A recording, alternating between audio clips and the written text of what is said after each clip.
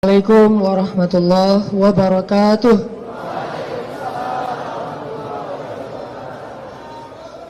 Alhamdulillahirabbil alamin. Alhamdulillahilladzi anzala as-sakinata fi qulubil mu'minin liyazdadu imanan ma'a imanihim. Asyhadu an la ilaha illallah wahdahu la syarikalah wa asyhadu anna Muhammadan abduhu wa rasuluhu la nabiyya ba'dah. Allahumma salli wa sallim wa barik ala sayyidina Muhammad wa ala alihi wa sahbihi wa man tabi'ahu ila yaumil qiyamah. Radina billahi rabba wa bi Muhammadin nabiyya wa bil islami dina. Rabbi syrah li sadri wa yassir li amri wa hlul 'uqdatam min lisani yafqahu qawli. Sehat teman-teman semuanya?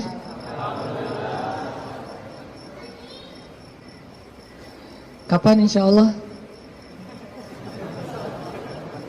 Akad maksudnya? Boleh saya tanya dulu, siapa yang baru nikah?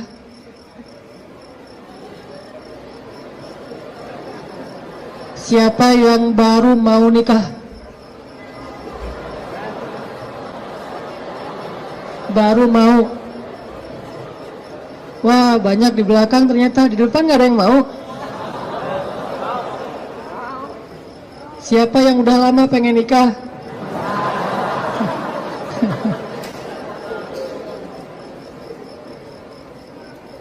Kalau nikah tuh jangan kepengen ya. Langsung datang aja, ditolak datang lagi, ditolak datang lagi. Kayak Julaibib, pantang menyerah. Kita hari ini bahas apa? Jangan salah fokus. Fokusnya tuh kalau di kamera yang otomatis itu adalah wajah ya. Jadi kan ada tuh kalau kita foto langsung nyari wajah. Kalau orangnya geser, fokusnya geser. Jadi dia nggak pernah gagal. Nggak mungkin dia fokus ke wajah tiba-tiba ngambil sepatu gitu. Sepatunya pink misalnya. Nggak mungkin kan? Artinya hari ini kita bahas tentang fokus dalam mencari cinta. Fokus dalam mencari cinta. Salah fokus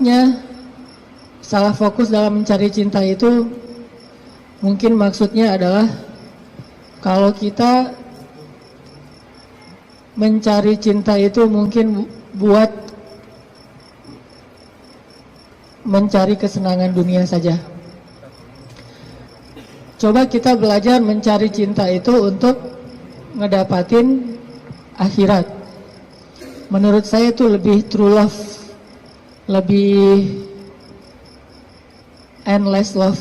Kenapa?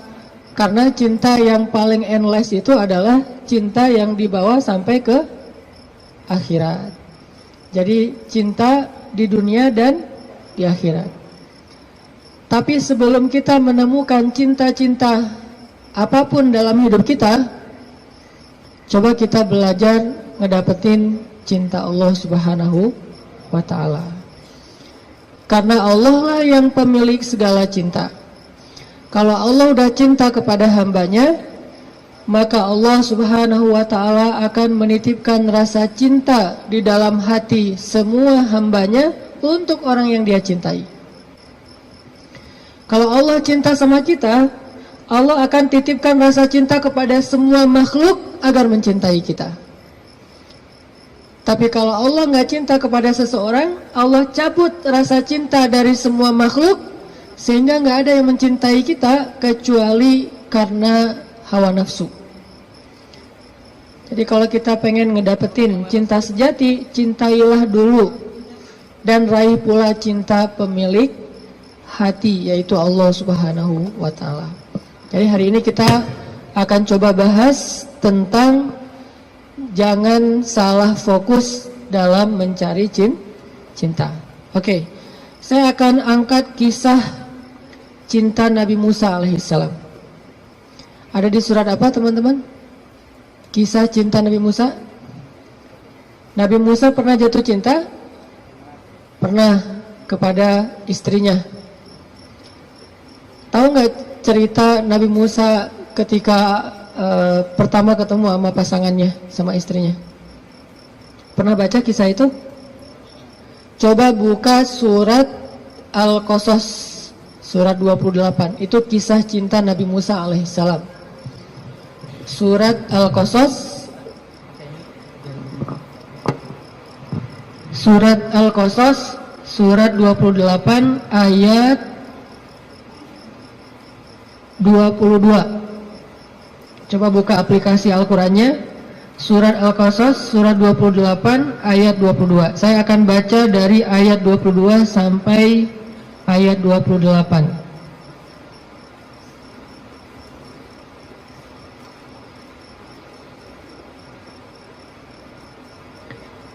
Surat Al-Qasas ayat 22 sampai 28. A'udzu billahi minasy syaithanir rajim. Bismillahirrahmanirrahim. Walamma tawajjaha tilqa'a Madyana qala 'asa rabbi an yahdiyani عسى ربي أن يهديني سواء السبيل ولما ورد ماء مدين وجد عليه أمة من الناس يسقون ووجد من دونهم امرأتين تذودان قال ما خطبكما قالتا لا نسقي حتى يصدر الرعاء وأبونا شيخ كبير فسقى لهما ثم تولى إلى الظل فقال رب إني لما أنزلت إلي من خير فقير فجاءته إحداهما تمشي على استحياء قالت إن أبي يدعوك ليجزيك أجر ما سقيت لنا فلما جاءه وقص عليه القصص قال لا تخف نجوت من القوم الظالمين قالت إحداهما يا أبت استأجره إن خير من استأجرت القوي الأمين قال إني أريد أن أنكحك إحدى ابنتي هاتين على أن تأجرني 8 حجج فإن أتممت 10 فمن عندك وما أريد أن أشق عليك ستجدني إن شاء الله من الصالحين قال ذلك بيني وبينك أيما الأجلين قضيت فلا عدوان علي والله على ما نقول وكيل.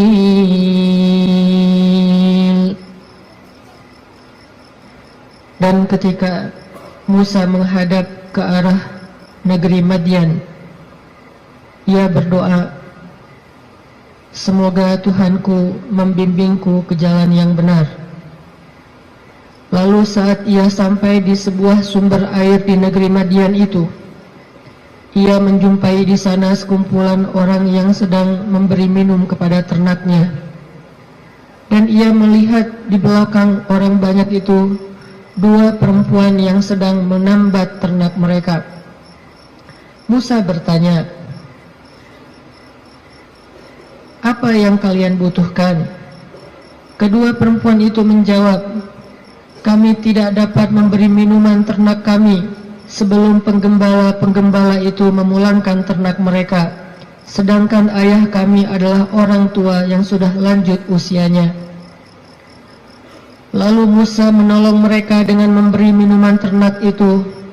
Kemudian dia kembali ke tempat teduh lalu berdoa, ya Tuhanku, sesungguhnya aku sangat membutuhkan suatu kebaikan yang turun darimu kepadaku. Tidak lama kemudian datanglah kepada Musa salah seorang dari dua perempuan tadi, berjalan dalam keadaan malu-malu. Ia berkata, sesungguhnya ayahku memanggil engkau agar ia memberikan hadiah terhadap kebaikanmu dengan memberi minuman ternak kami tadi.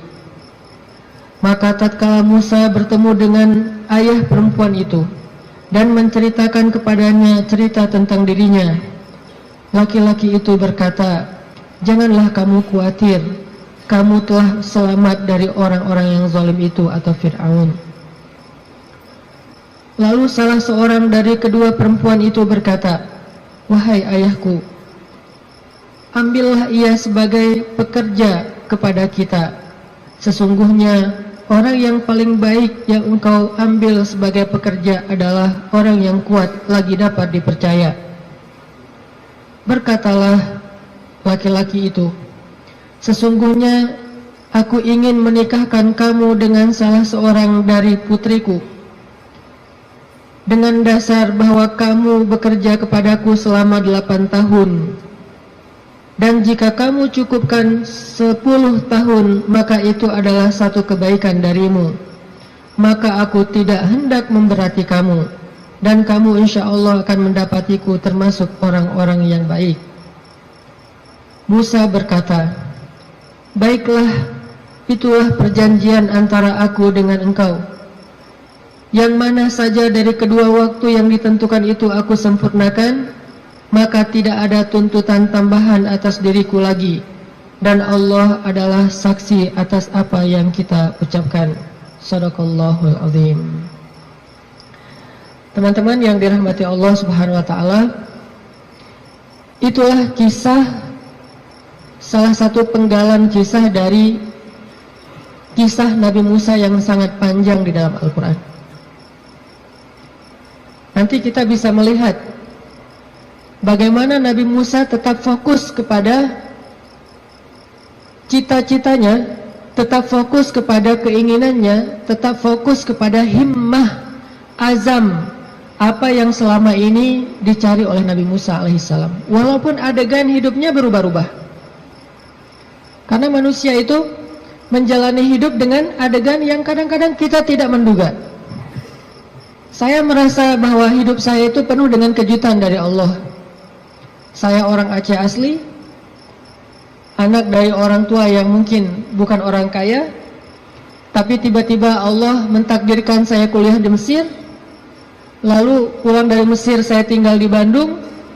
Sampai hari ini banyak adegan dalam hidup kita itu, banyak hal yang kita nggak pernah menduga. Adegan hidup bisa berubah, tetapi azam harus tetap ada di dalam diri kita, di dalam hati kita. Sehingga adegan-adegan yang kita alami, apakah itu adegan sekolah, belajar, adegan menikah, adegan bekerja, adegan berteman, semua adegan dalam hidup kita itu harusnya menjadi sebuah potensi, kekuatan, dan penyemangat buat kita mendapatkan apa yang sudah terazam dalam hati kita. Gak boleh cita-cita kita itu berubah gara-gara adegan berubah. Nggak boleh harapan kita itu berubah gara-gara situasi berubah. Harusnya harapan kita itu kepada Allah Subhanahu wa Ta'ala tidak berubah sama sekali, walaupun hidup kita terus dinamis, berubah-ubah sesuai dengan kondisi, tetapi harapannya tetap sama. Kayak ibarat tadi orang pengen nikah, udah aja fokus nikah. Kalau dia bekerja, niatnya bekerja supaya bisa mempersiapkan mahar yang layak buat calon kekasih. Apa mahar yang layak? Minimal mah 1 miliar, 1 villa, ya, mobil Alphard. Setuju yang di belakang?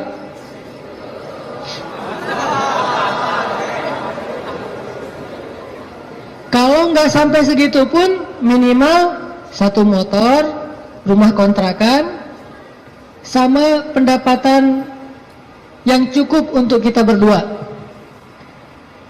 Yang saya sebut dengan cukup, kadang-kadang cukup itu lebih baik daripada lebih loh. Benar nggak? Cukup lebih baik daripada lebih.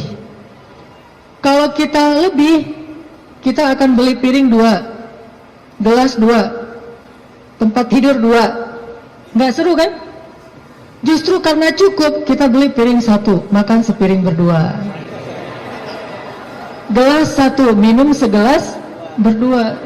Jadi nggak ada cerita gelas papa, gelas mama. Yang ada adalah gelas kita. Kan suka ada tuh di rumah-rumah gelas papa, gelas mama kan ya. Beli di supermarket, ditulis jelas itu. Ini punya siapa, ini punya siapa, udah di tag masing-masing. Kalau mama salah ngambil gelas, gelas papa dipakai sama mama, nanti diminta tukar. Mah, itu gelasnya papa. Oh ya, maaf pak, salah, balik. Akhirnya mamanya minum kopi, papanya minum teh misalnya. Kebalik kan? Harusnya gelas itu 1 berdua. Tolong yang mau nikah ya, di rumah siapkan hanya 1 gelas. Sisanya dikotakin aja, kalau ada tamu baru dikeluarin. Yang kita pakai sehari-hari hanya 1 gelas. Itu cinta yang nyenah. Karena Nabi minum hanya dari gelas yang bekas diminum oleh Aisyah. Kecuali kalau aku agak-agak susah ya.